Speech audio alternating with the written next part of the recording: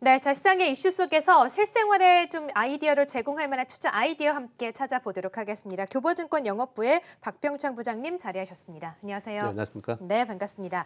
자, 오늘의 이슈를 좀 소개를 해드리기 전에 지난주에 소개해 주신 종목 리뷰부터 좀 해봐야 될 것 같아요. 안 하신다고 하셨는데 종목 수익률이 워낙에 좋아가지고요. 어버버 반도체, 신테카 바이오, 포시에스인데 지난주부터 흐름이 굉장히 좋았습니다.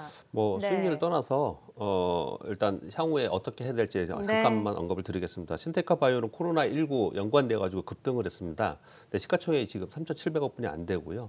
핵심 포인트는 네이버와 한국혁신의약품 컨소시엄 그리고 AI 신약 개발 컨소시엄하고 업무 협업을 했죠. 그러니까 이 회사의 전망을 어떤 식으로 할 건지를 이제 포인트를 잡아가면서 거래하시는 것을 말씀드리겠고요.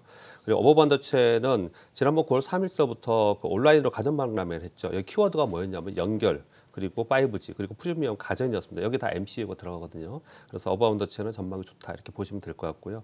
포시에스는 말씀드린 바와 같이 도큐사이언하고 비교를 했는데 좀 작은 종목이에요. 그래서 정책과 향후 성장 스토리를 좀 주의 있게 보시면서 거래를 해야 된다. 이 정도 말씀드리겠습니다. 네, 자, 새 종목에 대한 리뷰 한번 들어봤고 또 잠시 후에 또 오늘 신규 종목도 소개해 주신다고 하니까 또 기대를 해보도록 하겠습니다. 자, 이제 오늘 이슈로 바로 들어가 보도록 하죠. 앞서서 이제 화면을 보셨다시피 나스닥 기술주들이 일단은 패닉에서 탈출을 하긴 했는데 그래도 변동성은 좀 확대되는 모습인 것 같아요. 오늘 시장 상황 좀 어떻게 보십니까? 글쎄 뭐 패닉이니 뭐 이런 표현을 많이 쓰곤 하는데 단기 급락을 하니까 근데 사실 성장 주도주들이 이제 변동성 확대가 되기 때문에 경계 심리가 확대하는 건 분명히 맞습니다. 그렇지만 그들이 이벤트성으로 급등한 부분이 있고 고평가 부분이 좀 있죠. 그래서 사실 버블이라기보다는 고평가 부분이 해소되는 과정이라고 보는 것이 맞지 않을까 저는 생각을 하고 그래서 성장주 고평가 해소 이제 과정이 있을 것이고 그러면 시장이 약간 내려오겠죠. 그렇지만 중앙행정부의 그 재정 정책이 이제 곧 나올 겁니다. 그래서 이게 맞물리는 구간이 있기 때문에 하락 후 조정, 즉 박스권 등락하는 시장이 아닐까 저는 생각합니다. 네,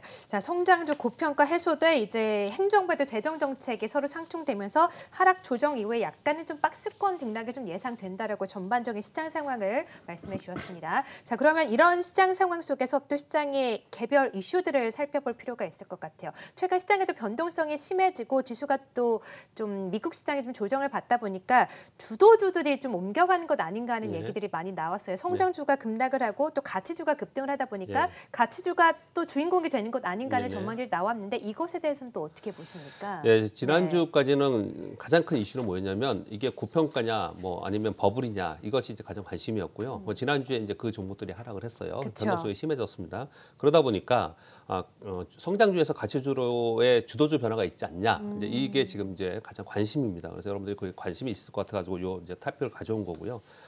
결론적으로 말씀드리면 가치주도로의 그 주도주 변화는 시기적으로 더 있어야 된다 이렇게 생각을 좀 하고 있습니다. 이유를 말씀드리겠습니다. 가치주가 주도할 수 있는 조건은 경기 회복이 돼야 되고 금리 상승이 돼야 됩니다. 가치 대비 성장주가 고평가가 된 건 분명히 인정을 합니다. 그러나 지난번에 그 잭슨홀 미팅에서 연준에서 평균 물가 목표제를 제시를 했죠. 이것은 유동성의 쏠림 해소와 경기 회복에 방점을 찍은 것입니다. 그동안에는 금융 그리고 기업의 구조적 붕괴를 방어하는 데 목적을 뒀다면 앞으로 경기 회복에 목적을 뒀다라는 것을 보여줍니다. 그렇기 때문에 연준에서는 성장주들이 다소 가격이 좀 떨어지는 이런 부분들을 곧바로 유동성을 제공하면서 방어하는 이렇게 하지 않을 것이라고 저는 보고 있습니다. 자연스럽게 이런 것들이 해소가 되면서 경기 회복 과정으로 가는 이렇게 갈 것이라고 보여지거든요. 그런데 연준이 제로금리를 굉장히 오래 갈 것이라고 얘기를 하고 있어요.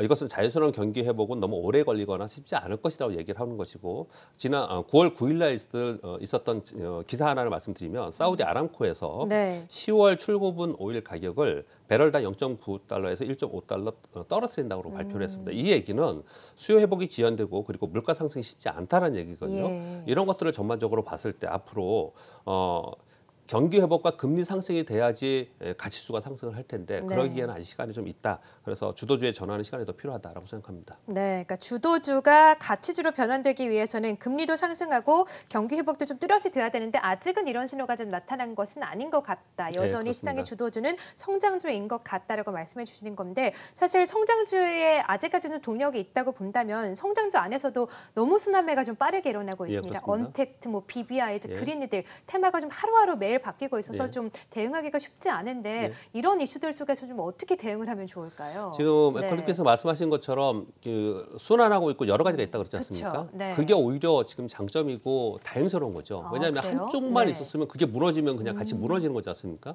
지금 미국이 그런 현상이 벌어지고 있는 거고. 근데 다행스럽게 우리 시장이 미국 급락함에도 불구하고 우리 시장이 급락하지 않았던 것은 다양한 섹터에서 지금 성장주가 있었기 때문에 그렇습니다. 네. 이번에 코로나19 팬데믹 이후의 변화는 몇 가지 키워드를 말씀드리면 정부 역할 강화가 됐던 빅브라더 이런 표현을 많이 쓰고요. 글로벌 밸류 체인이 패러다임 변화됐다는 표현을 쓰고 있고 4차 산업 성장이 가속화라는 표현을 쓰고 있고 그리고 개인 투자 비중과 알고리즘 거래가 확대된다는 표현을 쓰고 있습니다. 그러다 보니까 순환하면서 개별 종목 장세가 막 이뤄지고 있거든요.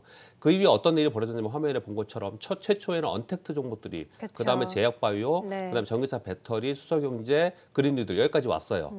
이것들이 순환하면서 계속 움직이고 있고 이 외에도 반도체가 있고 5G, 무슨 통신이 있고 장비주도 있고 그렇거든요. 그래서 여러 가지의 성장 섹터가 있기 때문에 그 섹터들이 순환한다는 거거든요. 제가 이 말씀을 드리는 것은 좀 전에 이제 주도주가 성장주에서 가치주로 가는 게 아니라고 이제 많이들 생각을 하는데 네. 그런 걱정을 하시거든요. 그럴 가능성이 없는 것은 아니지만 그 시간이 더 걸릴 거라 생각하고 당분간은 계속 이 성장 섹터들이 다양하게 있기 때문에 이 성장 섹터들이 순환하면서 거래가 되겠다라고 저는 보고 있습니다. 네, 그럼 지금 그럼 그린 뉴딜까지 왔으니까 다음에는 또 다른 성장 테마가 또 형성이 될 수가 있겠네요. 계속해서 네. 지금 풍부한 유동성이 있기 때문에 그렇군요. 새로운 성장주를 계속 만들지 않을까라고 생각합니다. 네, 자 성장주의 주도권은 계속해서 좀 이어질 것이다. 또 다른 또 성장 테마가 형성될 수 있다라고 말씀해 주셨고, 그러면 어떤 종목을 또 관심 있게 보고 계십니까? 제가 오늘 두 가지 네. 종목 가져왔는데요. 한 종목은 이제 플리토입니다. 여러분들 좀 생소하실 수 있습니다. 19년 7월에 상장됐는데요. 사업 모델 특례 상장 1호입니다. 사업 모델이 좋다라는 얘기죠. 형성성이 있다는 얘기죠.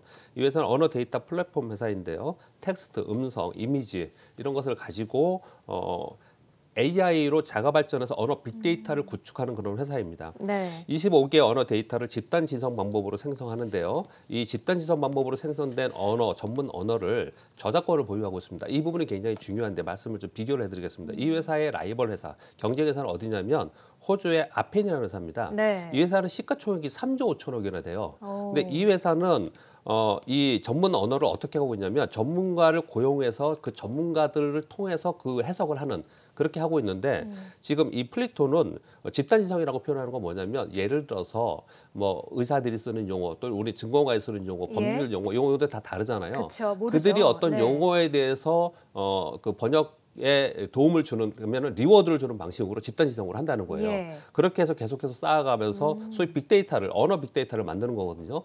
이걸 가지고 나중에는 이 빅데이터 플랫폼으로 그러니까 언어 번역해서 돈을 버는 게 아니고 실제로 큰 수익은 그 플랫폼으로 수익을 내는 그런 회사가 되는 거죠. 네. 또 한 가지 말씀드릴 것은 우리나라 기업의 이런 기술이 좋은 기업에도 불구하고 시가총액이 굉장히 낮고 실제로 가다가 실패하는 경우도 많아요. 예. 그런 경우 왜냐하면 우리 시장이 내수 시장이 굉장히 작고 우리 정서 때문에 그래요. 지난주에도 한번 그런 말씀을 드렸는데 근데 이 회사는 구글, 마이크로소프트, 텐센트, 네이버, 카카오 국내를 막론하고 이 아펜과 경쟁할 수 있는 글로벌 경쟁할 수 있는 그런 회사입니다.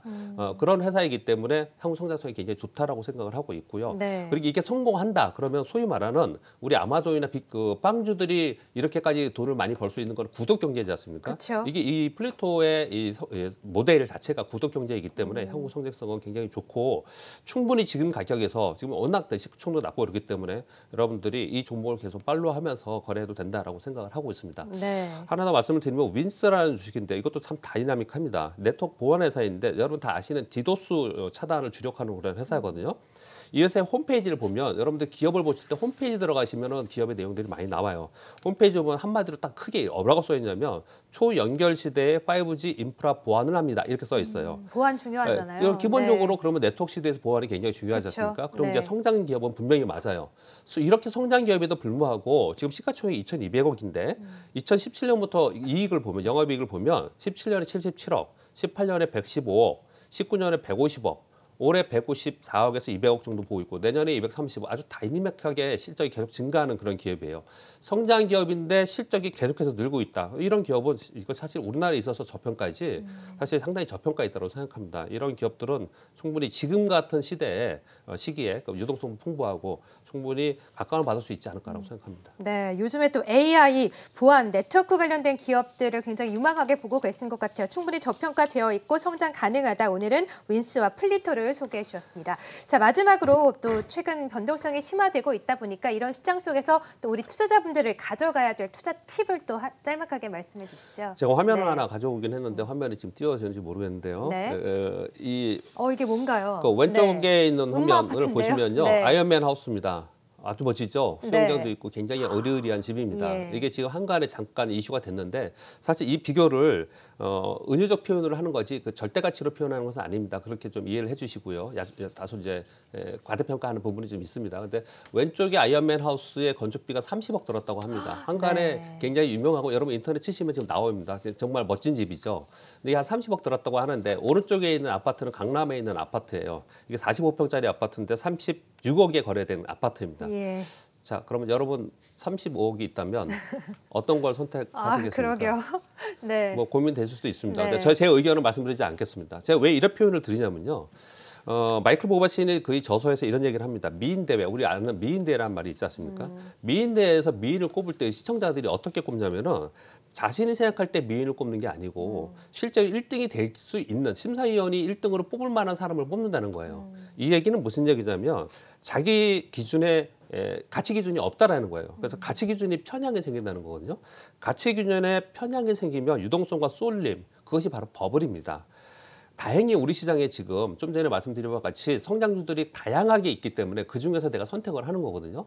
지금 많은 유동성이 있고 개인투자들이 어마어마하게 시장에 들어와 있습니다. 이 많은 분들이 어느 한쪽으로 편향된 가치를 가지고 있었을 때 그것이 버블이 생기는 거거든요. 뒤늦게 쫓아가서 나중에 그것으로 인해서 부작용이 일어날 수 있다라는 생각을 듭니다. 그래서 제가 오늘 이 화면을 좀 보여드리는데 여러분들의 가치로 투자를 해도 충분히 되는 그런 시장이니까 너무 이리저리 휩쓸리지 마시고 그리고 한쪽으로 편향된 상호를 갖지 않기 위해서 노력해야 되지 않을까 이렇게 생각합니다. 네, 그러니까 하루하루 시장에 좀 일희일비하지 말고 나만의 가치로 좀 투자를 하자라는 말씀이신 것 같아요. 지금 또 아이언맨 하우스가 올라오니까 또 네티즌 분들이 뭐 아이언맨 하우스에서 출퇴근할 건 아니잖아요. 뭐 이런 말까지 좀 올라오고 있는 상황인데요. 자, 이에 대한 또 가치 우리가 좀 확고하게 자리 잡을 필요가 있다라고까지 투자 팁 말씀해 주셨습니다. 자, 지금까지 교보증권의 박병창 부장님이었습니다. 고맙습니다. 감사합니다.